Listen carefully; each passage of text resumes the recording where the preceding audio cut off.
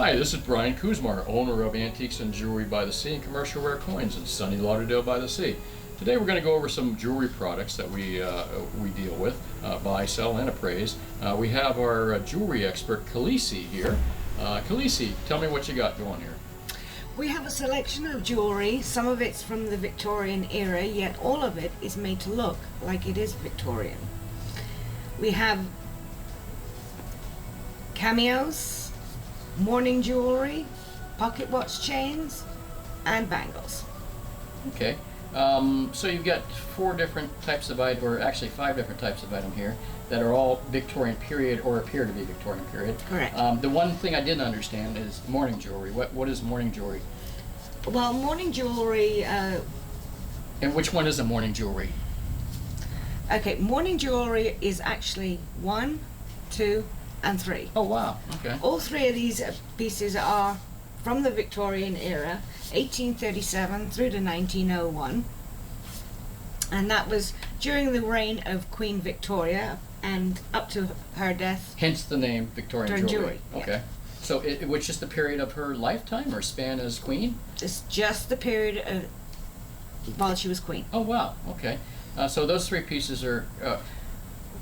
What makes these mourning jewelry? What specific design elements or things on them makes them Victorian mourning jewelry versus just regular Victorian jewelry? Why would these pieces be considered this one mourning? here in the center is a actual human hair. Ooh. Of somebody who's passed away, and it's been very finely braided. That's hair that's what? Hair. 200 years old? It's Yes. still, wow, and it's still intact. Yeah. And they made that out of hair. Yeah, Wow. very I'm sorry. finely braided. Yeah. It's a work of art. It was made into a pocket watch chain, and it was actually used during that time. Would it likely, the pocket watch owner, would it have been his wife or his grandmother? Probably, with the or- length of this, with it being long hair and the way that it's braided, it's probably a wife or and a dark daughter. hair too, she wasn't that old. Well, you never know. She just might have been a brunette through to her 50s. So what defines these two pieces as mourning as opposed to just being a regular piece of Victorian era jewelry? Well, This one I'm more particular because I kind of get an idea just knowing from what you taught me in the past, this one. And let me see if I get this right. It's a locket, correct? correct. And there's something with the deceased person that's put in that locket. Yeah, if we open it up, if you have a look here, you have a space for a picture here Uh-huh. of the person, and here is where you would put hair, teeth. Teeth even. They yes. use teeth and more? Wow. Okay. Getting a little Especially, morbid there. especially if it was a child. Oh wow. And infant deaths, back in those days, they didn't have the medicines that we have today. So this was anyone, friends, Yeah. families, your Absolutely. child, your grandmother, you would get this Yeah. jewelry. Wow, and they would make it actually use some part of the person's body. That's amazing. This one I don't see a locket. Why is that a piece of?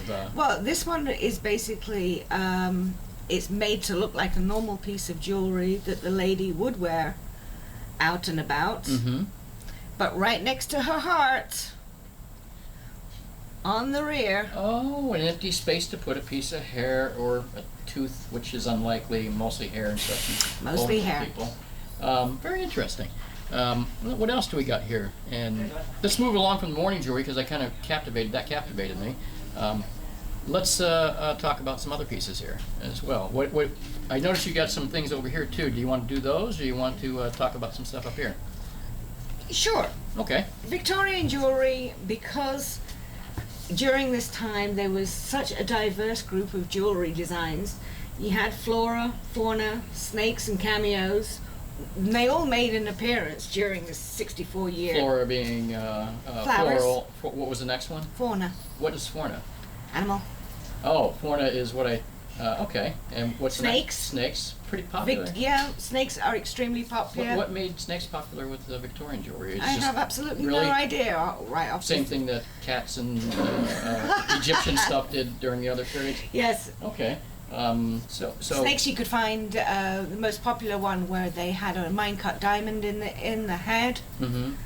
on the top of the head, and there were rings and bracelets and. So that snake kind of design is from the Victorian period, and it still pops up modern jewelry, doesn't it? Absolutely. Well, some of these designs were so popular, they continued to be made right through past the Victorian era. Now, because they were made later, of course, they are not genuine Victorian pieces of jewelry, but they are vintage. Now, don't some designers, modern famous designers, still derive some of their stuff from Victorian styles? You know, it comes back in style. It's just like a round circle. Right. You know, things that are out of style come back in style. That's kind of interesting. I want to show you these. These are two. Yes. These are two ads from 1925. Mm-hmm. Here's the first one. Okay. And it's advertising Victorian jewelry, all the rage in Paris, and they're replicas for the grand sum of $14.50, and they were gold filled.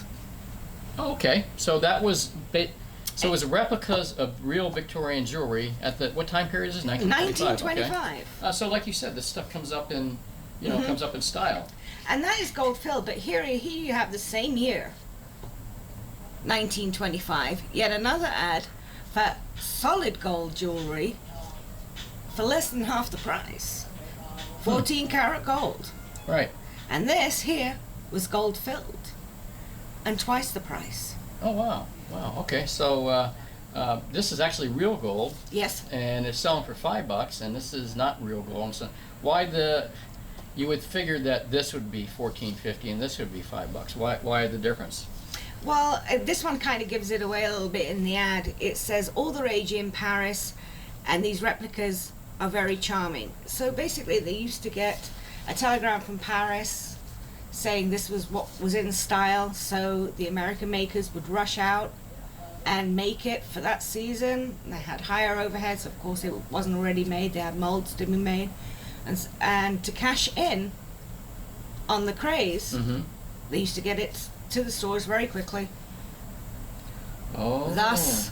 So it was really a matter of the amount of time and how fast they had to get it to market is why it cost them so much. Their cost was a lot higher. Well, back in those days, you had 4 collections a year: winter, right. spring, summer, fall. So every 3 months. And it's still similar today. Yeah. Okay. So every few months, they used to say this is what's going to be popular in the winter, and they used to rush out and make it and make sure it was in the stores for the American ladies to buy. I'm going to pop back to the 1925. Again, Victorian is what range? Victoria would have been 1837 through 1901. It appears so. After 1901, she pops up again in basically 24 years later in style. So 1925, her jewelry came back in style again. Apparently, based on this. Well, the Art Deco period, it was famous for its geometric designs, but not most people. It was popular. Art Deco jewelry was mainly geometric designs, sure. But there were many ladies that didn't favor that. It seemed too young for them. Ah, the style. So they kind of opted for the Victorian. They went back a little bit. So this is just more or less style, it's just and trends, fashion. just like today. Yeah. There's no fashion difference. Trends. Okay, that's cool. What else do you? This is a great piece here. Now, I'll move these out here over here. Okay. These types of bangles were very popular during the Victorian period, and sometimes it's very hard to distinguish when something was made during the Victorian era and when it was made later. Okay. Now, this particular piece isn't gold; it's gold filled. Was that pretty common to not use gold? I guess it was because. Well, not everybody could afford gold. Yeah, so it was all about trends and what you could afford, right? At the time. So here is an ad from 1923. It says Victorian jewelry novel reproductions. Ah, and that's what that is. And this is what this is. $2.50 to $19. I guess it depends on what it was you bought. Exactly. But again, Victorian jewelry, but that's 1923.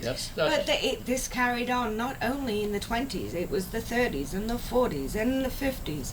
And Have we been using it recently, anytime in the last 20 years? Victorian styles have come back at all? absolutely. They have. But Victorian styles, they come back right now. Like Gucci, or who you could think of that's used the Victorian style? I mean, you know, Yerman, all these guys. Oh, Some no, of them but kinda- no, not Yerman. Yerman Okay. has a distinct style of his own. I didn't mean to digress. I'm just saying, are there some jewelry companies, Tiffany or Cartier, that use a No, little bit of that? I'm sure there are. Or they draw upon? Okay. That's I'm kinda sure there are, but you know. So that would have been for people that are in the lower income bracket to afford a nice piece, because in gold at the time, even though this is $250 to $19, let's presume that was $5 just to take it. A piece of gold even then would have been what? Gold plate finish. Gold plate And finish. It's gold plate finish, and look at the price. Yeah, yeah. But this piece isn't actually from the 20s. Oh, okay. I guess that's the spin or the trick question here. Yeah, what is this piece here is from the 50s. it? It is. It looks So like it has nothing to do with this ad per se. it's got nothing to do with the ad, but the ad Mm-hmm. lets you know that Victorian jewelry wasn't just during the Victorian era. It was popular throughout the ages. Oh wow, okay. And it's kind of what we were just talking about as well, yeah. Cool. Oh, well, would that indicate, obviously, that kind of mechanical device was not around in Victorian times? They did.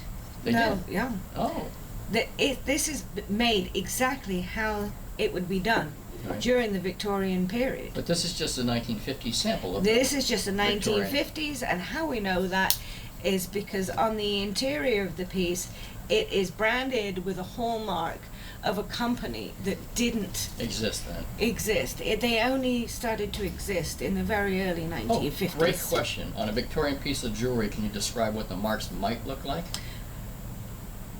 I know in sterling. There is a lot of Victorian jewelry that is not marked. Will it be marked gold, 18, 14? Nope. Will it have a head of the Queen on it? Well, it depends where it originates. In the UK, Mm-hmm.